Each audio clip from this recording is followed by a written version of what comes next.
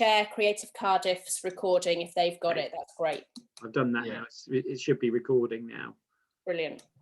Yeah. Okay, and can you see the slides? Yes. Yeah, I can see the opening slide, Paul, with the 10. So if you can go on to the next one, please. Yeah. There we go. Okay, so yeah, so just a little quick bit of an update from me, really. So round two, principles of round two. So effectively, this is part of the second round of the Culture Recovery Fund. And for those who are not sure what that was, back last year when we were in the midst of the pandemic, we launched the Culture Recovery Fund to support all parts of the culture and creative sectors across Wales through the very difficult period that everyone's been through. So that was fully delivered over the period from October to March, £63 million, of which we run a number of freelancer rounds. So we run 3 freelancer rounds and then a top-up round as well towards March of this year, ending up providing £18 million to the freelance community. So just close to 3,500 individuals had money through the freelancer fund. So a really kind of positive support mechanism for the Welsh government to support the freelance community. So when we bid in for additional money, knowing that we were still going to be impacted by the pandemic, and kind of even though things are starting to open up more this week, there's still obviously issues in terms of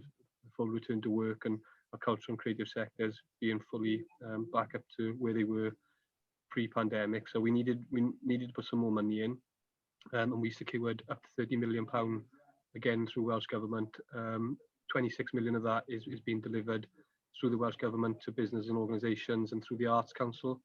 So the Arts Council have been key partners with us throughout this CRF journey, and they've supported the organisations and businesses they normally deal with through their application process. And Welsh Government have worked on supporting businesses and organisations, and then the local authorities have helped us deliver the freelancer fund, even though it's designed and kind of created by us in Welsh Government and the budget is from Welsh Government.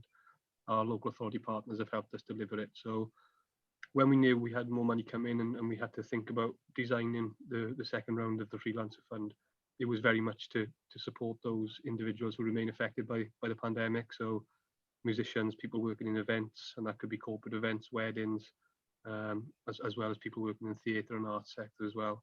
So people still substantially impacted by the pandemic and the restrictions. Freelancers from the wedding and events industry is definitely eligible. Freelancers from the wedding sector, which we didn't make eligible within the first round back a few months ago, but following a review of that, we did add freelancers working in the wedding sector into the eligible criteria for people who could apply. But I guess with only £4 million, you can see at the bottom there available, there will be support as last time, £2,500 each. So those who are good at maths will realise that we can support 1,600 individuals through this round. So compared to what we did previously, that's under half of what we supported last time, and that's just down to resource, unfortunately. So we really want to target the money we have this time to the freelancers that are most in need of support, and that's why when Paul comes on to talking through his slides, we talk about income and kind of prioritising support on income.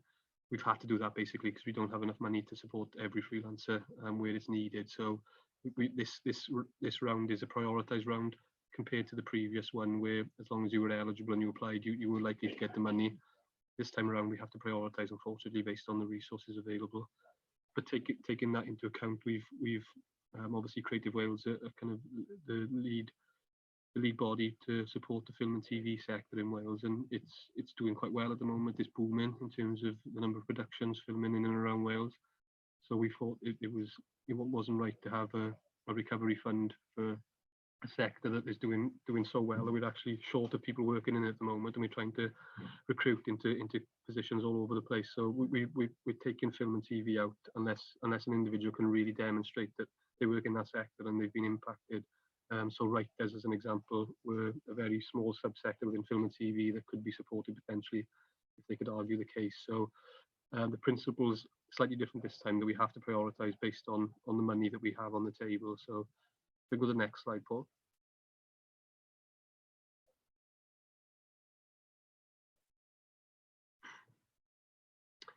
Yeah, so we opened yesterday at 12 noon, and those who live in Cardiff and Anglesey will have seen that the application process didn't open within those local authorities, unfortunately. The IT and getting the application forms digitalised took a little bit longer in Cardiff and Anglesey, and I think one other authority, Paul, can confirm that. But they will be live, if not today, then tomorrow, so all authorities will be live. And the messaging we've been saying on that is it doesn't disadvantage anyone because it's going to be open for 2 weeks. It's open till Tuesday, the 1st of June. It's not going to close like it did last time in Cardiff because of the demand levels we had. It's going to be a 2-week window, and individuals will be put into priority boxes, which we'll come on to, which will then make sure where we pay out to the right people who need it the most. So nobody's going to be disadvantaged in Cardiff because they didn't open yesterday, and they'll be opening, I think it's 4 o'clock today, and Paul can confirm that. Everything is through the gateway there, the eligibility checker, where we ask a few basic questions, and if you can answer yes to them, you go to the relevant local authority application form and fill that in. As I say, it's not the first come first serve process, but we would ask people to submit as soon as possible because it allows us to build up this priority groupings in the background to see where we need to allocate money to. Local authority will be processing the applications and making the award decisions as previously, but we sit in the background supporting the local authorities and helping kind of make all the key decisions in terms of how decisions are made and who gets supported and who doesn't. All the guidance and FAQ documents will be live. You'll find them on the website today, so you can have a look at them in detail before you apply. And we're also working with the freelance community and those with access issues to support them apply during the window. So we'll have an easy read document ready, and we put in some other support mechanisms for those freelancers who need additional support to apply. So if there's anyone on the call today that falls into that category, we're happy to take an offline conversation and help you. Or if you know of anybody within the freelance community that might have access issues and need some support to put in an application, then please let us know, and we can make sure that happens and gets taken care of. And then finally, just before I bring Paul in, we're looking to assess within 30 working days.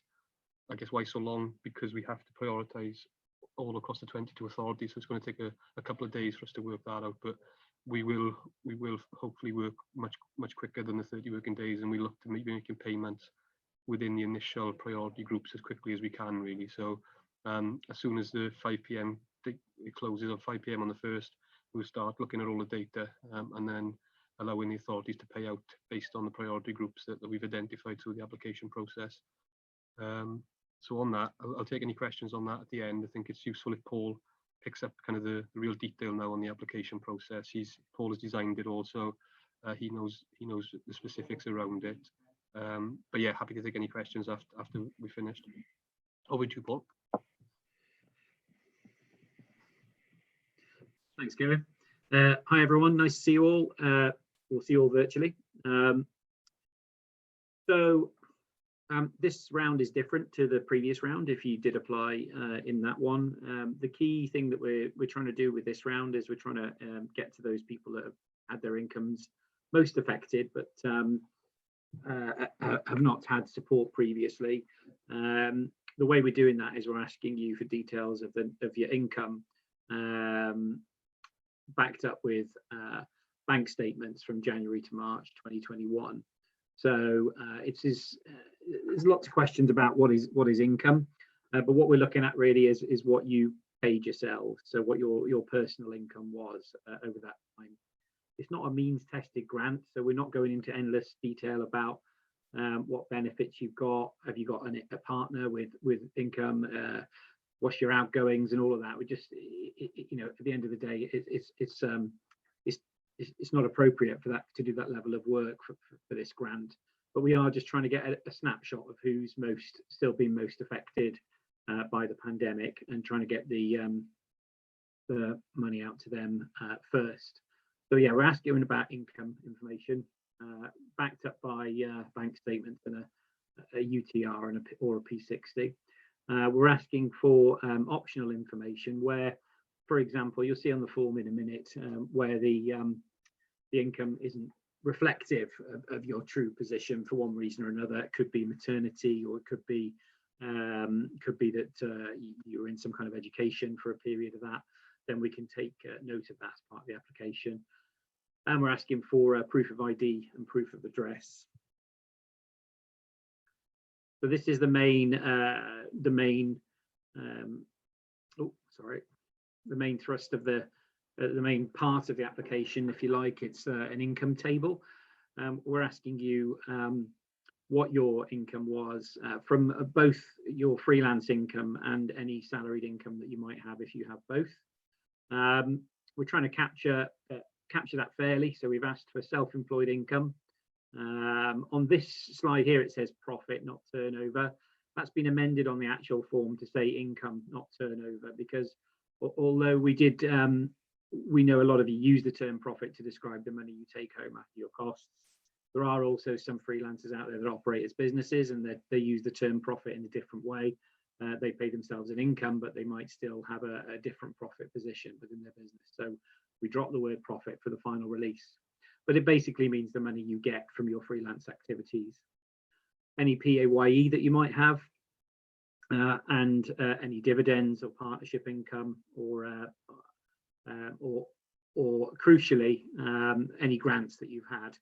So in the box on the right, you'll see we're asking specifically about SEISS and furlough. We also need to know if you've had any of the other discretionary grants, or in fact, previous instances of the freelancer fund. That needs to go in these boxes as well. We're looking at your gross pre-tax income, the pay you get from freelance or PAYE work, plus any grants or you may have had via SEISS. We're not looking at benefits, gifts, or income of others that you live with. So filling in this table will be the most complex bit for many of you. And the key thing of it really is we need to see the income, your normal income on a normal year, which for this we've counted at April 19 to March 20, just before the pandemic, just as the pandemic started to hit in. And then April 20 to March 2021, which we're treating as the year that we're assessing, prioritizing against, because everyone has information from that year about the amount of income that you've had during that year so far. Okay.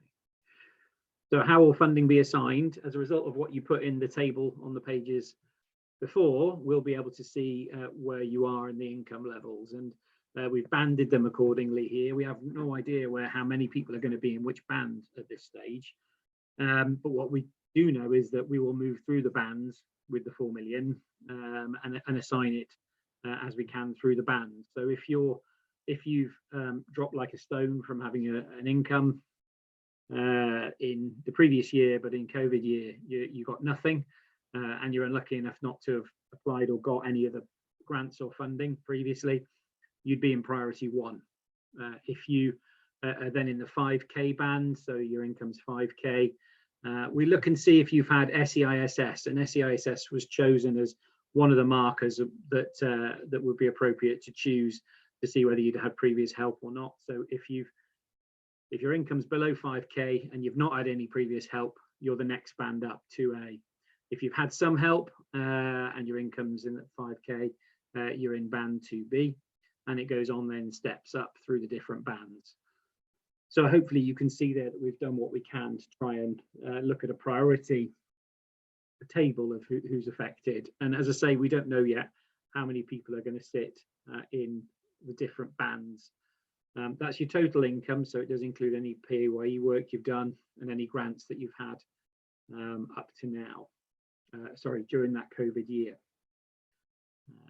There is a rule which says you can't have, if you've had replaced more than 80% of your income, your income through grants in the COVID year, you can't apply for this grant. The reason for that is we're trying to identify people who are at the sort of at the real sticky end of this, who haven't had any previous funding, and also are still on a lower income.